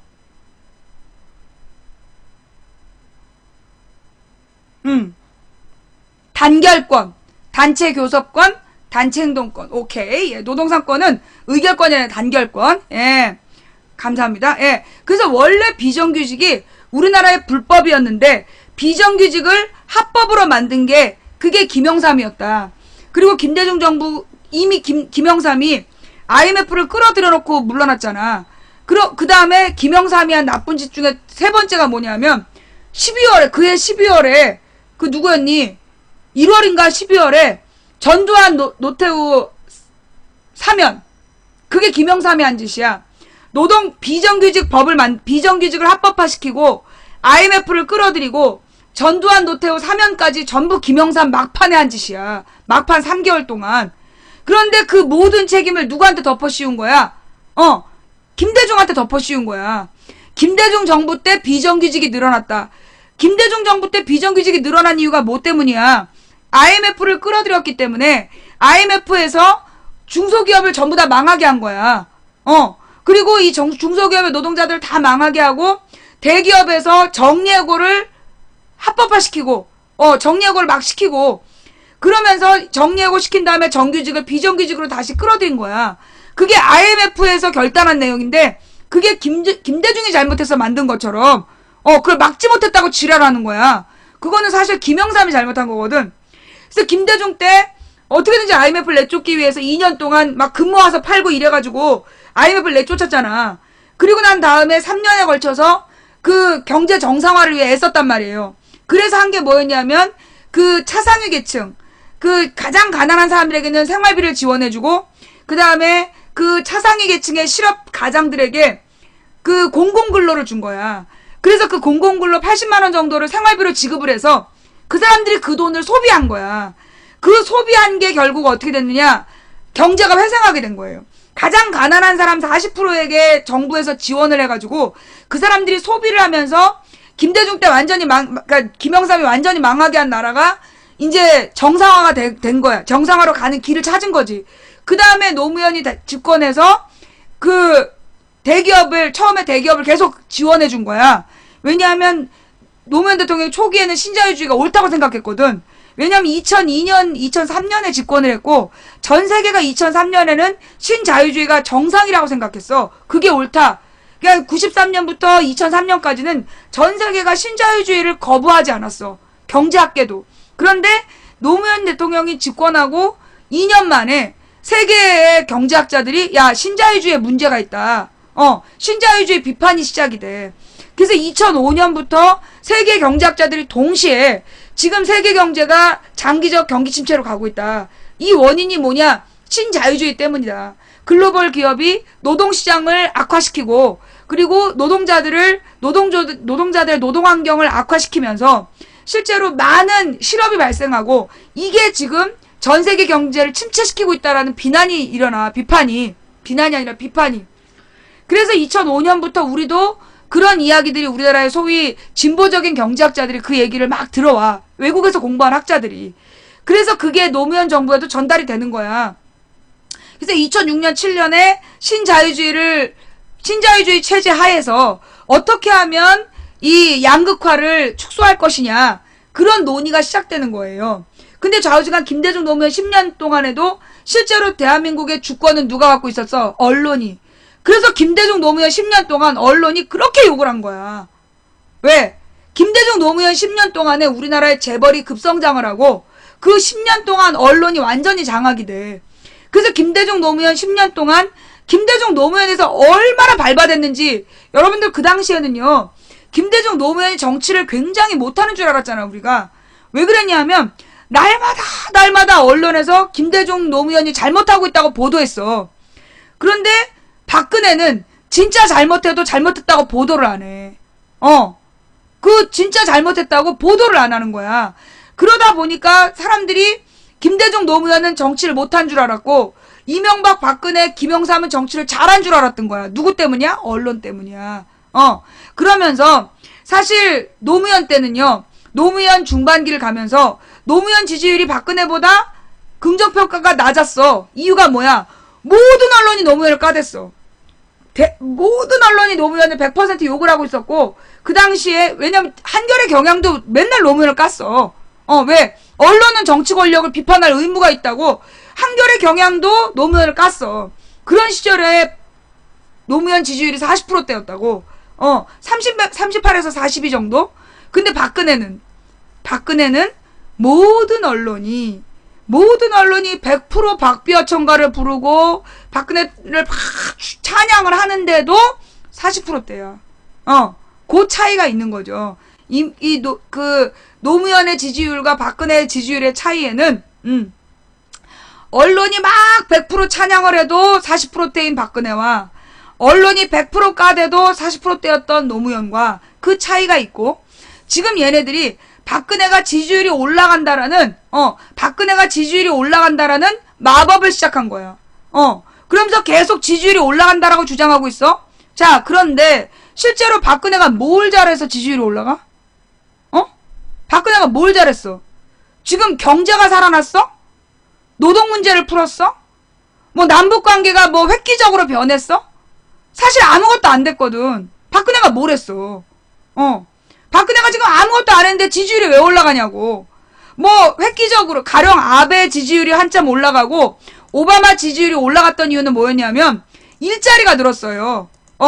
아베 때문에 아베 이전보다 청년 일자리가 늘었어. 오바마도 일자리 정책을 핀 거야. 아베나 오바마는 일자리 정책을 통해서 실제로 취업이 늘어나고 경제가 살아나니까 거기는 지지율이 올라간 거야. 우리 경제 살아났어? 아니, 진짜 궁금해서 그래요. 지금 우리 경제가 살아났어요? 지금 뭐 주변에 취업이 많이 됐어요? 정말로 좋은 일자리에 청년들이 취업이 많이 됐어? 뭐 이 영세 자영업자들 지금 막 장사가 잘 돼? 자, 하루에도 몇 개씩 내가 지나다니는 길에 몇 개씩 문을 닫아. 여러분 주변도 그러지 않아요? 심지어는 노점상도 문을 닫아. 노점상 박스를 만들어놨잖아. 그런데 그 노점상 박스가 문을 닫아. 이게 노점상 박스를 요즘에는 번갈아서 쓰더라고. 한 사람이 하는 게 아니라 시간대를 맞춰서 번갈아서 쓰는데 그것도 이제 이 노점상 대여를 못 내나 봐. 노점상 다 부자 아니에요. 여러분 잘못 알고 있어요. 그게 노점상이요. 노점상 그 부스를 갖고 있는 놈, 그 놈들은 부자일 수 있어. 그런데 그것도 옛날 말이야. 지금은 그 노점상을 대부분 부스를 갖고 있는 게 임대를 주는 거야. 그래서 실제로 이 노점상에서 일하는 사람들은 부스 주인이 아니야. 시간대별로 빌려줘요. 우리 동네만 그런지 모르겠는데, 우리 동네만 그런지 모르겠는데, 우리 동네 확실히 그래. 대부분 빌려서 해. 빌려서 하고 임대료를 내고 하는데, 그 임대료를 시간대 단위로 내놔봐. 그러니까 이 사람들이 아침에 출근 시간, 퇴근 시간 이렇게만 일하고, 낮 동안에 문 닫아 놓더라고. 그 얘기는 뭐냐? 한마디로, 어묵을 팔더라도 물을 끓여야 되잖아. 물 끓이는 가스비를 못 내는 거야. 불 켜놓은 전기요금을 못 내고. 노점상도 문을 닫아. 그리고 맨 폐업이야. 가게들마다 폐업. 죄 속옷 떨이 장사하고. 그지? 속옷 떨이 장사하고. 그것도 역 주변에 그렇게 목이 좋은 데서 막 속옷 팔고 양말 팔고 그릇 땡처리 그러고 있잖아. 그게 뭐냐? 우리 경제가 지금 살아나고 있지 않은 거야. 근데 박근혜가 뭘 잘했다고 지지율이 올라가냐고. 그래서 지금 뭐 남북 간에 경협을 하기로 해서 뭐 지금 취업이 늘어났어. 뭐 영세 자영업자가 장사가 잘 돼. 뭐가 늘어났어? 아무것도 된 게 없단 말이야. 그런데다가 여러분 지난 여름에 박근혜가 도시가스비를 내렸대. 그래갖고 지난 여름에 가스비가 원래 한 5만원 나오던 집에 3만원 나오고 3만원 나오던 집에 15,000원 나왔다는 거야. 여름에. 왜 온수비가. 그래갖고 다들 박근혜가 진짜 잘한 줄 알았다는 거야. 가을에 올린다네. 예. 그러니까 더울 때 가스비 내리고 추울 때 올리는 거야. 그러면 여름에 깎아줬답시고 겨울에 올리면 실제로 겨울에 도시가스로 난방하는 사람들 어떡하라고. 난방 못하고 또 간신히 보일러 얼지 않을 정도로만 틀고 살아야 되는 거야. 지금 장난하는 거야, 장난. 마치 국민을 위해서 뭔가 할인해 준 것처럼 했는데 실제로 여름에 3개월 깎아주고 겨울에 3개월 올리면 도시가스공사는 떼돈을 버는 거 아니야. 반대로 해야지, 반대로. 여름엔 올리고 겨울에 내려줘야 그게 서민을 위한 정책이지. 아주 국민 알기를 등신으로 알아, 이게. 아니면 지가 꼴통이라 그러든가. 국민을 등신으로 알든가, 지가 꼴통이라서 그러든가. 국민한테 조삼모사, 원래 주는 거, 아침에 4개, 아침에 3개 주고 저녁에 4개 주겠다. 그래서 막 화를 내니까, 그래, 그럼 아침에 4개 주고 저녁에 3개 줄게. 똑같은 걸 가지고 사람 속여먹는 거. 그게 이 박근혜 정부의 방법이라는 거야. 그러면서 이번에도 청년 일자리 10,000개. 그래서 주변에 청년들 취업되나? 대기업에서 청년 실업 대책을 내놨어. 뭔데? 대부분 인턴직이야. 대부분이 인턴직이고 교육직이야. 인턴이고 교육이라는 게 뭔데? 30만원 주고 정규직 일 시키는 거잖아. 돈은 30만원만 주고 정규직이랑 똑같이 일 시키는 거. 그게 청년 일자리 대책이냐? 그걸 지금 대책이라고 내놓고서는 그래서 지지율 올라갔다고 개뻥을 치냐? 그렇게 살면 안 되지. 아버지 월급 잘라서 자, 봐요. 지금 박근혜가 임금 피크제를 얘기했어. 임금 피크제를 통해서 아버지의 월급을 줄여서 아들의 일자리를 만들겠대. 와, 진짜 그럼 얼마나 좋아. 아버지 월급만 자르고 끝이야. 아버지 월급 자르고 청년 인턴으로 눈 가리고 아웅이야. 그래놓고 지금 무슨 자기가 경제를 살린다고 뻥을 쳐. 지난 2년 반 동안 초이노믹스 들어봤지? 검색해봐, 초이노믹스. 그게 박근혜 최경환 장관이 경제정책이라고 내놓은 거야. 빚어서서 집 사라.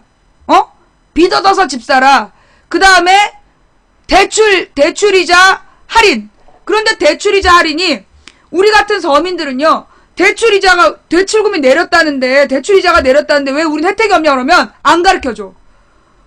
이게 있는 놈들끼리, 이 부자들하고 이 끈앞풀들이 지네들끼리 대출 할인하게 하면 바로 장 열자마자 쫙 서류 통과시켜버려. 그래서 우리 같은 서민은 대출 할인의 혜택을 아무도 못 본 거야. 누구만 봤어? 결국 권력자들의 친인척들만 지네들 부동산 투기하려고 사놓은 아파트 대출금에 이자 혜택을 본 거야. 그 돈이 얼마? 9조 4천억. 대출이자 할인해주면서 들어간 게 9조 4천억이야. 근데 그 9조 4천억 혜택을 본 부자들은요, 사실 그 혜택 필요 없어요. 걔네들 부자야. 그런데 그 새끼 부자들한테 세금 혜택 준 거야. 자, 이번에 3번째가 나왔어. 박근혜 정부의 경제 회생 정책. 내수를 살려라 정책 3. 그래서 보석, 모피, 도박장 세금 인하. 야!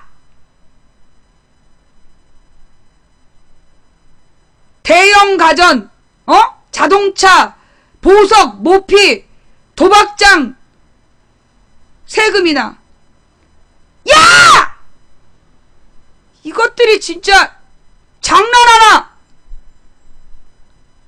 서민을 위해서는 아무것도 하지 않아. 그 다음에 이번에 골프 활성화 대책이야. 골프 활성화 대책. 골프 활성화 대책. 미친 거 아니야? 야, 골프를 활성화하는 게 그게 어떻게 내수 경제를 살리냐? 골프를 활성화하는 게 어떻게 내수 경제를 살려? 말 같지도 않은 얘기죠. 이게요, 지금 이제 박근혜와 이명박, 그리고 지금 재벌 언론은 자기네들끼리만 잘 먹고 잘 살면 된다는 거야. 그러면서 중산층이 소비를 안 해서 나라가 망한대. 중산층이 어디 있는데? 지금 박근혜, 기사 찾아봐. 박근혜 정부의 중산층 기준. 박근혜 정부의 중산층 기준을 찾아봐. 연봉 3,300이 중산층이래. 야, 연봉 3,300이면 월급이 300이 안 돼. 세금 내고 나면 250이야. 월급 250만원 받는 사람들이, 야, 무슨 돈으로 골프를 쳐? 중산층 소비를 활성화시키기 위해서, 중산층 소비를 활성화시키기 위해서 골프 활성화 지랄을 한다, 지랄을 해. 야, 연봉 3,300이 어떻게 그게 중산층이야? 극서민이지. 지금요, 4인 가족이 생활비 400만원 들어요. 4인 가족 생활비 400만원 들어. 어른들, 기본적으로 집을 유지하고, 출퇴근하고, 생활 유지비가 1인당 100만원씩 최소한 들어? 애들은 어떤데? 사교육 안 시키면 학교에서 등시 취급받아. 4인 가족이요. 한 달에 400만원 생활비 들어요. 최소. 집 대출금 많으면 500이야. 500이 있어야 대출금 내고 1인당 생활비 100만원씩 해. 그렇잖아. 내 말이 맞잖아. 그래야 500만원 써야 5명, 그러니까 4인 가족이 사람답게 살아. 그런데 지금 250이라고. 그럼 절반밖에 안 되는 거야. 그런데 뭐가? 세금은 존날이 많아. 담배세, 유류세, 소비세, 거기다가 서민들의 이 생활용품의 세금을 안 깎아줘. 죽어도 안 깎아줘. 부자들은 걔네들 돈 많은 애들인데 부자들 세금은 다 깎아줘. 야, 월급 250만원 벌면서 누가 보석을 사? 보석 소비세를 깎아주는 게 서민 대책이냐? 어? 지금 이명박 박근혜는요, 부자들만을 위한 세금 혜택. 그 돈을 또 정부에서 낼 거 아니야. 악착같이 서민들한테는 세금을 다 걷어. 서민들한테 세금 다 걷어갖고 부자들한테 세금 혜택 줘. 미친 거야. 미친 거야, 이거 지금. 그래놓고 언론사에서 박근혜 지지율 상승 계속 떠들어. 그러면 겁 많은 서민들이 나는 박근혜 잘 못하는 것 같은디? 그래도 박근혜 지지율 올라갔다니까 박근혜가 잘한다에 찍는 거야. 협박이죠. 협박이야, 협박. 이 지지율 개뻥이야, 지금. 주말에도 시장에요. 사람이 별로 없어요. 그리고 하루가 멀다 하고 업장들 문 닫고 있지. 노동자들은 계속 월급 올라간 노동자 있어요? 박근혜 정부 들어서 월급 올라간 노동자 있어? 월급 내려간 노동자는 봤어. 더 해고된 사람들은 봐도 박근혜 정부 돼서 월급 오른 노동자가 없어. 옛날에는요, 옛날 전 세계에 공산주의가 살아있을 때는 공산주의로 노동자들이 변심할까봐 해마다 월급을 올려줬어. 그거 알죠? 호봉제. 호봉제라 해서 해마다 월급이 몇 %씩 올랐어. 그래서 월급이 오르고 그 가족 수당이 오르고 그래서 아버지 혼자 벌어서 4인 가족이 살 수 있었어. 지금은 아빠 혼자 벌어갖고 4인 가족 생활 못해. 엄마가 밖에 나가서 캐시어라도 해야 되는 거야. 그래서 무슨 검침원이라도 하러 다니고, 그러면 검침원들 오늘 아침에도 라디오에 나오더만 검침원이 검침하러 가면 성폭력 피해에 고스란히 노출되고, 검침원, 이 여성 검침원들 관리하는 하청업체나 공무원들이 함부로 성추행하고 성희롱하고 엄마들이 그러면서 돈 벌어오는 거야. 그래서 간신히 먹고 사는데 소비할 돈이 없는 거야. 집을 유지하면 내일 살 돈이 없어. 살 돈이 없는 거야. 그러니까 동네 옷집도 망해, 음식점 망해, 다 망해. 그런데 박근혜 지지율이 올라? 뭘 했다고 지지율이 올라? 뭘 해서? 박근혜가 지금 경제를 살릴 능력이 있어? 또 박근혜가 이 복잡한 외교를 읽을 능력이 있어? 사실 지금 박근혜가 중국 가 있어요. 박근혜가 지금 중국에 가서 중국 가가지고 이제 열병식에 참석을 하는 거야. 중국 열병식에. 근데 이제 중국의 열병식에 참석하는 거 아베가 팔팔 뛰는 거 아니야. 아베가 팔팔 뛰는데 우리한테 말을 못해. 미국이 너 조용해라. 지금은 박근혜하고 너한테 계속 시비 걸지 마라. 이래서 우리한테 말 못하고 반기문이가 중국에 열병식 간다고 그거 가지고 막 시비 걸고 있는 거 아니야. 일본이 유엔에다가 이렇게 돈을 많이 낸다며. 일본이 유엔에다가 돈을 많이 내기 때문에 유엔 유네스코나 이런 데가 그래서 일본 자금으로 운영이 돼서 그래서 지금 일본의 전범 기업의 산업시설들을 일본 근대화 유물이라고, 그거 막 유물로 등재하고 지랄하고 있는 거 아니야. 돈으로 자신들의 전범 전과를 가리고 있는 거야. 그게 지금 그런데 사실은 이제 박근혜가 중국의 그 열병식에 참석을 하는데 오바마도 안 가고 아베도 안 가. 오바마도 안 가고 아베도 안 가고 유럽의 정상들도 많이 안 가.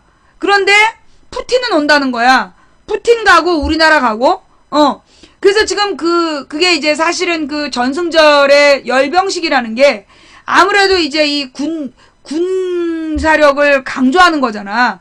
군사력을 강조하는 거고, 이거는 사실 평화를 위해서라기보다 평화에 대한 위협적인 행사이기 때문에 세계 이제 선진 지도자들은 안 간단 말이야. 근데 우리 박근혜는 가야 돼. 왜?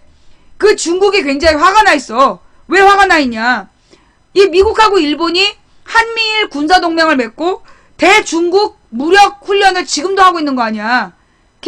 1년에 서너 번씩 그런 훈련을 해. 서해 앞바다에서 하고 있는 훈련이 그게 북한을 대비한 훈련이 아니야. 중국을 막는 훈련이에요. 지금 그 서해 앞바다에서 한미일 연합군이 하고 있는 훈련이 그게 북한을 뭐 공격하는 게 아니라 중국이 북한을 장악할 걸 대비해서 중국하고의 전쟁을 대비하는 훈련이란 말이야. 그러다 보니까 중국이 굉장히 기분이 나빠 있는 상태야. 그래가지고 박근혜가 근데 우리나라 경제는 중국하고 더 밀접하잖아. 중국하고 더 밀접하기 때문에 그리고 지금 중국에서 현안 기류가 부른 거야. 한국 사람들이 중국에서 돈만 벌어가고 실제로는 미국과 일본에 꼬박 노릇만 하고 있다. 그렇게 중국에서 네티즌들이 시비를 걸었어. 그래서 중국에서 한국산 자동차 불매운동 막 이런 게 벌어진다는 거예요. 그러다 보니까 그 박근혜는 중국하고의 관계를 풀어야 돼. 근데 이게 중국하고 관계가 이렇게 어긋난 건 누구 덕분이냐? 이명박 덕분이야. 이명박 정부 초기에 사실 얘네들 되게 무식하잖아. 이명박 얘네들은 오로지 미국만 생각하고 오로지 미국 그 다음에 아랍에서 석유 사오는 거 이런 거만 생각해가지고 중국을 초기부터 이 미국이 깔본 거야. 그러니까 이명박이 중국을 초기부터 깔봤어. 그리고 미국의 공화당한테 막 꼬리치면서 중국의 외교관들 불러다가 막 야단치고 초치라는 외교적인 결례야. 사실 중국이 잘못한 게 아닌데 중국의 외교관을 불러다가 막 항의하고 그런 거야. 미국한테 잘 보이려고. 그게 문제가 돼서 중국이 이명박 정부에서는 외교가 완전히 악화된 거야. 극단적으로 악화됐었어. 그래갖고 우리 기업들이 되게 힘들었단 말이야. 그러니까 중국에서 빠져나가고 다른 데로 막 가게 된 거지. 투자한 거 다 날리고. 그러니까 이제 박근혜가 들어서서 중국과의 관계를 풀겠다고 이제 그래서 미국보다 먼저 중국에다가 인사하고 먼저 중국 가겠다고 하고 막 이런 거야. 그래서 중국하고 관계를 푸는가 했는데 이게 또 잘못됐어. 그래. 그래서 박근혜가 미국하고 정상회담보다 중국의 시진핑을 먼저 만났어요. 그리고 중국하고의 관계가 급속도로 해결되나 했는데 그 유우성 간첩 증거 조작 사건이 터지잖아. 박근혜 임기가 2013년에 시작이 됐는데 유우성 간첩 증거 조작이 그해 2013년 가을부터 들어가. 그래서 그게 결정적으로 들통이 난 게 2014년 1월이라고. 그러니까 중국에서 감히 이거 중국의 공안 문서, 중국의 공식 문서를 한국의 정보 당국이 왜 조작을 한 거야. 그래서 거기서 이게 뚜껑이 열렸단 말이야. 뚜껑이 열렸는데 한국의 여당이 새누리당이 뭐 중국이 화난 거 아니다 이러면서 또 뻥을 쳤어. 중국에서 문서가 조작이라 그랬는데 그 정확하게 어떤 문서가 조작이라고 밝히지 않았다는 둥 그러면서 말에 물타기를 하다가 중국이 외교 당국을 통해서 한국의 국정원과 검찰이 조작된 증거를 제출했다. 그거 만든 놈 내놔라. 중국에서 중벌로 처하겠다. 그런 거야. 그래서 중국 관계 또 안 좋아졌지? 그 다음에 그래도 박근혜가 또 막 뭔가 잘해보려고 애쓰면서 시진핑한테 계속 사인을 보내면서 잘하려고 그러면 한미일 동맹에서 일본이 사고치고 그러니까 이제 박근혜가 그 다음부터 뭘 했느냐면 엎드려 있기. 미국 편도 안 들고 중국 편도 안 들고 엎드려 있기. 그래서 중국에서 야, 너 나한테 미안하면 AIIB에 가입해. 그래서 아시아 무슨 은행 있잖아, 왜. 중국이 주도하는 아시아 투자개발은행. 그게 이제 결국은 중국 주식을 떠받치려고 삥 뜨는 거지. 그거 돈 냈잖아, 박근혜가. 아시아 투자개발은행 그러면서 이제 중국에 삥 뜨는 데다 돈도 냈어. 미국에는, 그러니까 중국에서 돈 내니까 미국에서, 야, 너 지금 뭐 했냐? 그러니까, 아, 오빠! 이러면서 또, 미국 무기 산다고 또 약속해 준 거 아니야. 그러니까 지금 국제호구야. 중국과 미국 사이에서 여기에 삥 뜯기고 저기에 삥 뜯기고 지금 그러고 앉아있어. 그러면서도 옛날에 노무현 때는, 김대중 노무현 때는 김대중이 일단 외교적으로 존중을 받았어요. 우리나라에선 김대중을 진짜 우습게 알잖아. 그런데 김대중이 해외에서는 굉장히 존중받는 대통령이야. 그래서 넬슨 만델라급으로 해외에선 김대중을 생각해.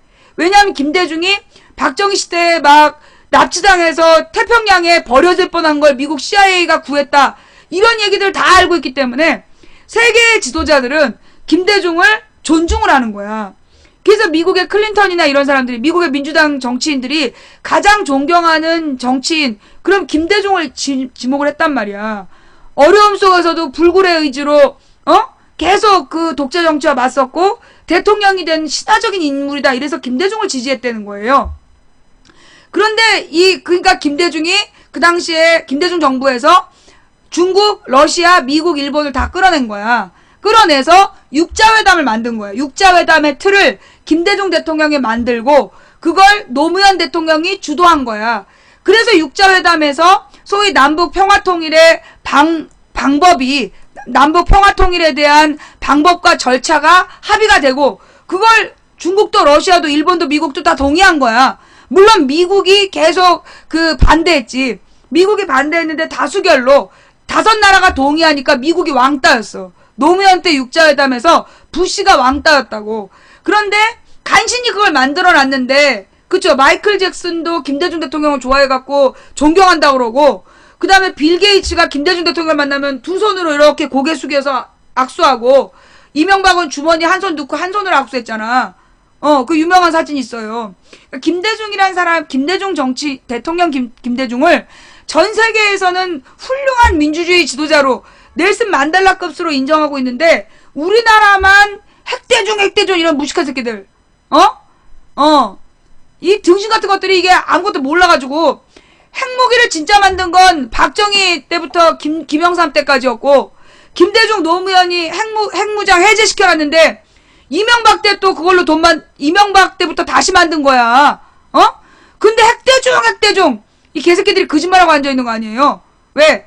그렇게 거짓말을 해서 결국은 김대중 노무현에 대한 이미지를 훼손시키려는 이 댓글원의 조작이야. 댓글원의 작업이야. 나쁜 놈들. 자, 그래서 어쨌거나 김대중 노무현은 우리가 주변국을 주도했어요. 우리가 주변국을 조절하고 통제하고 심지어 부시도 노무현 때는요. 노무현 정부 말긴가에 부시가 북한을 공격하게 한반도에서 전쟁을 일으키려고 했다. 그게 지금 나오는 얘기야. 근데 그걸 노무현이 막았다고. 노무현이 부시가 한반도에서 전쟁을 일으키려고 했는 걸 막아냈다. 그게 이제 그만큼 미국의 대통령도 노무현한테 함부로 못했던 시절이 있었어. 그러니까 이제 부시가 노무현 물러나고 이명박이 되니까 불러다가 카트 운전시킨 거 아니야. 이명박이가 지가 막 부시 골프카트 운전하면서 막 좋아하고 데려다가 기사시킨 거 아니에요. 카더라네? 카더라가 아니라 그게 미국 타임지에 2007년 마지막에 타임지 표지 모델로 노무현이 나오고 그게 노무현이 부시의 전쟁을 막았기 때문이다라고 그게 나왔다니까. 근데 우리나라에서 아무도 보도를 안 해서 우리가 몰랐던 내용이야. 요즘에서야 그게 밝혀진 거예요. 예. 그 다음, 부시가 카트 몬 거? 그것도 사진 있잖아. 부시가 막, 이명박이 부시 골프장, 캠프에 놀러 가가지고, 지가 막 카트 운전하면서 되게 좋아하잖아. 이 기사. 부끄러운 줄 몰라. 정말 친구라며. 여러분 생각해봐요. 부씨가 정말로 자기 친구라고 생각하면 지가 운전을 해야지. 안 그래? 부씨가 지가 운전하고 그 이명박을 태워서 가야지. 가갖고 이명박이가 거기 가가지고 거기서 쇠고기 전면 수입인가? 한미 FTA인가? 둘 중에 하나 거기서 약속하고 온 거야. 미국의 이익을 위해서 한국 국민의 생명과 안전을 내팽개치고 온 데 가서 운전까지 해줬다니까? 어?